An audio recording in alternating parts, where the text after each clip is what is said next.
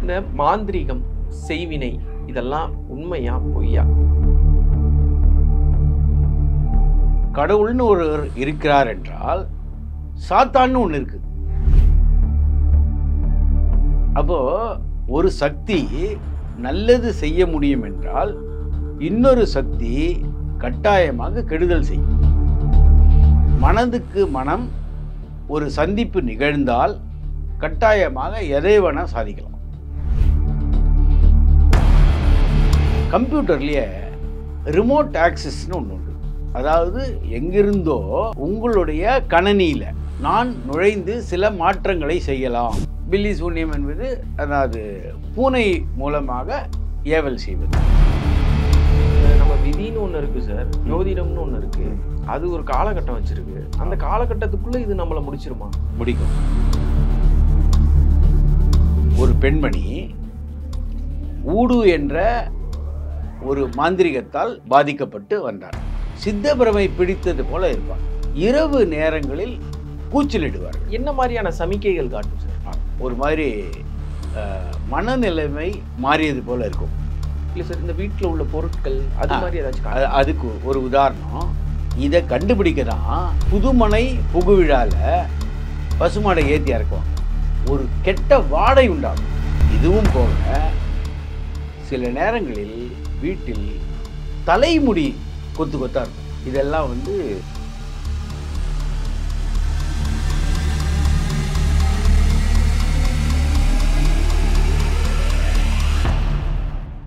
The divine Tamil நேயர்களுக்கு வணக்கம். நான் விஜய் ஹரிஹரசுதன். இன்னைக்கு நம்ம கூட இருக்கிறது யாருன்னு பார்த்தீங்கன்னா லால்குடி ஜோதிடர் கோபாலகிருஷ்ணன் அவர்கள் தான் இருக்காங்க. ஆன்மீக ரீதியாகவும் ஜோதிடம் ரீதியாகவும் பல விஷயங்கள் அவங்கள்ட்ட நம்ம கேட்டு தெரிஞ்சுக்கிட்டு இருக்கோம். இன்றைக்கும் அதே மாதிரி ஒரு விஷயம் தான் கேட்க போகிறோம். சார் வணக்கம். வணக்கம். உங்களுக்கு அறிமுகம் கொடுக்கும்போது ஆன்மீக ரீதியாக ஜோதிடம் ரீதியான்னு நான் சொன்னேன். ஆனால் அதுலேருந்து தாண்டி இன்னொரு கேள்வி எனக்கு இருக்குது. இந்த உலகத்தில் பாசிட்டிவ் நெகட்டிவ் அப்படிங்கிறது எல்லா விஷயத்துலையும் இருக்குது. நம்ம கையெழுதல் ரைட் லெஃப்ட், ஆனால் லெஃப்ட் ரைட்டுன்னு தான் சொல்லுவாங்க. நெகட்டிவ்லேருந்து தான் பாசிட்டிவ் வருது அப்படிங்கிற பாசிட்டிவ். அப்படி இந்த மாந்திரீகம், செய்வினை இதெல்லாம் உண்மையா பொய்யா? அப்படி உண்மையாக இருந்தால் அதை எப்படி அதில் உடைச்சி வெளியே வர்றது? வணக்கம். லால்குடி சப்தரிஷீஸ்வரர் அருளால் உலக மக்கள் நலம் பெற வேண்டும். பொதுவாகவே கடவுளை நம்பக்கூடிய மக்கள் கடவுள்னு ஒருவர் இருக்கிறார் என்றால் சாத்தான்னு ஒன்று இருக்குது. அதாவது பாசிட்டிவ் அண்ட் நெகட்டிவ், நேர்மறை எதிர்மறை. பொதுவாகவே விஞ்ஞானிகளே டார்க் எனர்ஜி, பிளாக் ஹோல் இதெல்லாம் ஒப்புக்கொள்கிறாங்க. அப்போது ஒரு சக்தி நல்லது செய்ய முடியும் என்றால் இன்னொரு சக்தி கட்டாயமாக கெடுதல் செய்யும். இது எப்படின்னா, இந்த சக்தின்றது தீவெட்டி மாதிரி. அந்த தீவெட்டி வச்சு விளக்கையும் ஏற்றலாம், வீட்டையும் கொளுத்தலாம்.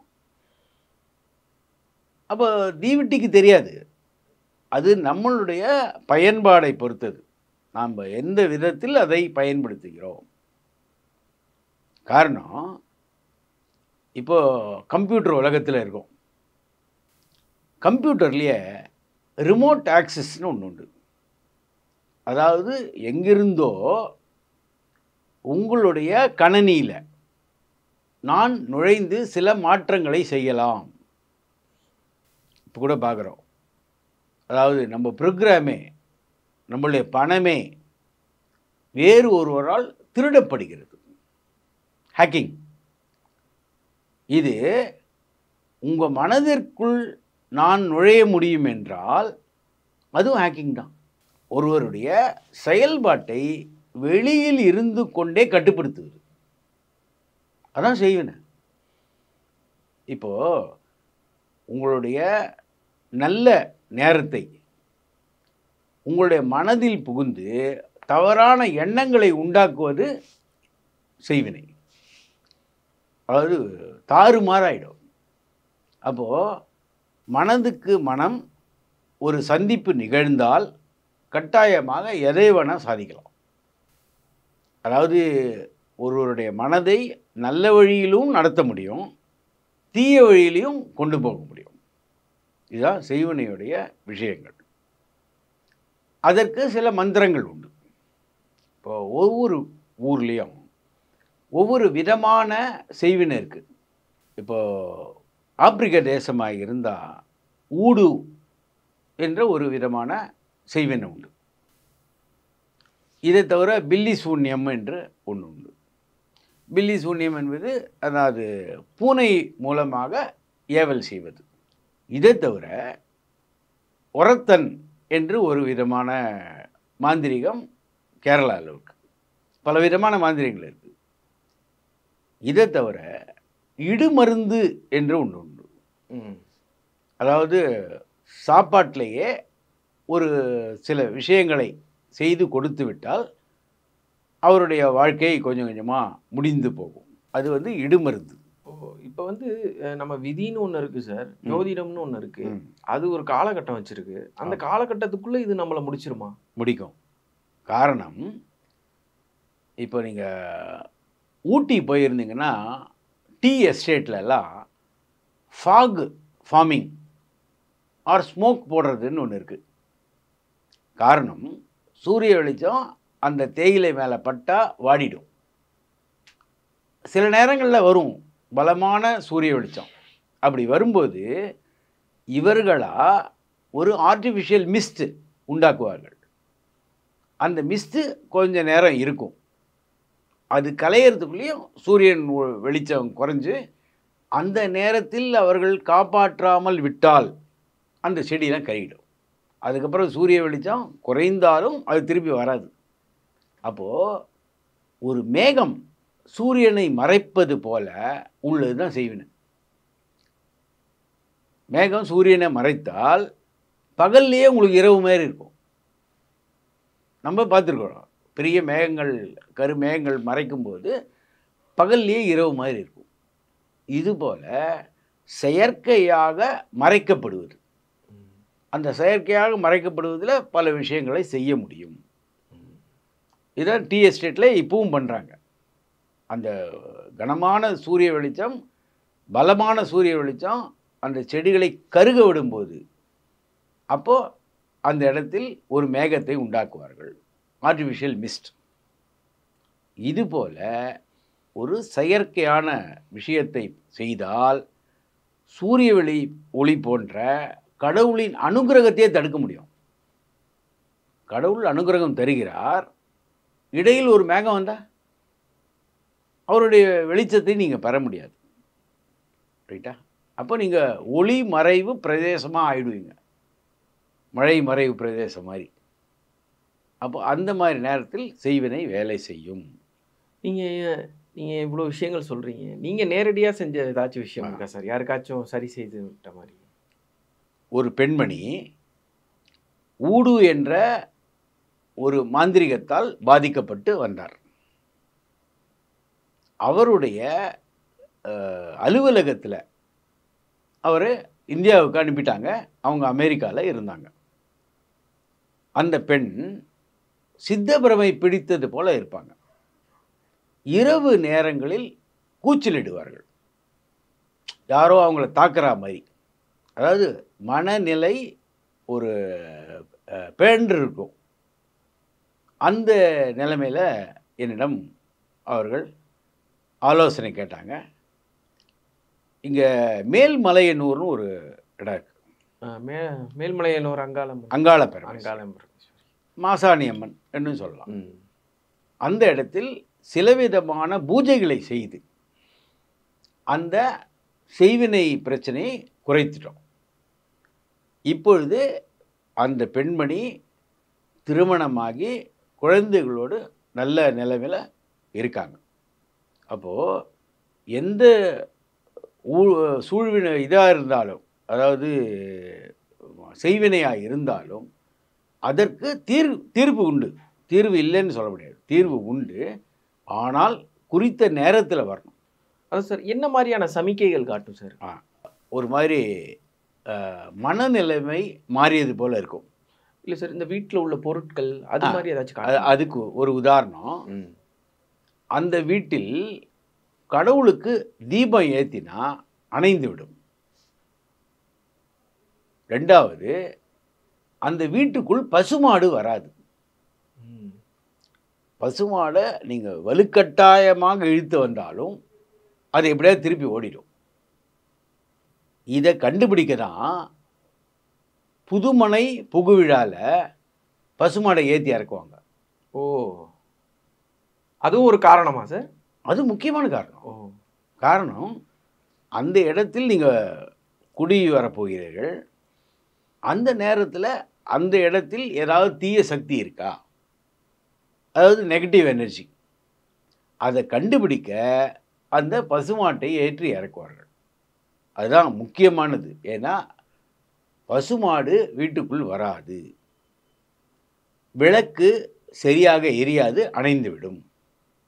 மூன்றாவது, துளசி செடி கருகிடும். வீட்டில் வச்சா செய்வினை பிரச்சனை இருந்தால் துளசி செடி கருகிடும். இதையும் தவிர ஒரு கெட்ட வாடை உண்டாகும். அது எங்கேருந்து வருதுன்னே தெரியும், எங்கேருந்து வருதுன்னே சொல்ல முடியாது. அந்த கெட்ட வாடை வரும். வீட்டில் உள்ள எல்லாருக்குமே கனவில் ஒரு பயங்கரமான விஷயங்கள் தோன்றும். மரணிக்கிற மாதிரி பலவிதமான அச்சம் தரக்கூடிய ஒரு விஷயங்கள் நடக்கும். இதுவும் இல்லாத சில பொருட்கள் மேலிருந்து கீழே விழும். அதை நம்ம எதிர்பார்க்கவே மாட்டோம். சாதாரணமாக ஒரு பீரோ மேலே ஒரு பொட்டி வச்சுருப்போம், யாருமே தள்ள மாட்டாங்க. அது வந்து விழக்கூடிய பாசிபிலிட்டியும் இருக்காது, ஆனால் கீழே விழும். ரெண்டாவது, இரவு நேரங்களில் சமையல் அறையில் பாத்திரங்கள் யாரோ எடுத்து உபயோகப்படுத்துகிற சப்தம் கேட்கும். அதே போல் யாரோ ஒருவர் நம்மை உற்று நோக்கினால் ஒரு பயம் உண்டாங்க இல்லையா, எங்கே இருந்தோ உற்று நோக்கிறார்கள், யாருன்னு தெரியாது. காரணம், அவர்கள் அமானுஷ்யமாக இருக்காங்க. அவர்களுக்கு உருவம் கிடையாது, ஆனால் அந்த சக்தி இருக்கிறது. ஆனால் நம்ம முகமே காட்டி கொடுக்குன்னு சொல்லுவாங்களே சார். ஆமாங்க, அது காரணம் ஒரு பீதி அடைஞ்ச மாதிரி ஒரு வரும். ரெண்டாவது, கண்கள் நிலை கொள்ளாது, எப்பவுமே ஒரு நகர்ந்து கொண்டே இருக்கும். இதெல்லாம் வந்து அதோடைய அறிகுறி.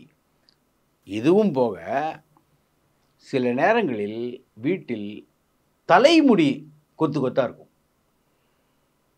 அது வீட்டில் உள்ள யாரை சேர்ந்ததாகவும் இருக்காது. இதெல்லாம் வந்து சாதாரணமாக நடக்கக்கூடிய செய்வினையால் வரக்கூடிய பிரச்சனை. சரி சார், இப்போ ஒருத்தவங்க நமக்கு செய்வினை வைக்கிறாங்க, அது நம்மளை ஊடுருவாமல் இருக்கிறதுக்கு என்ன சார் வழி? அதுக்கு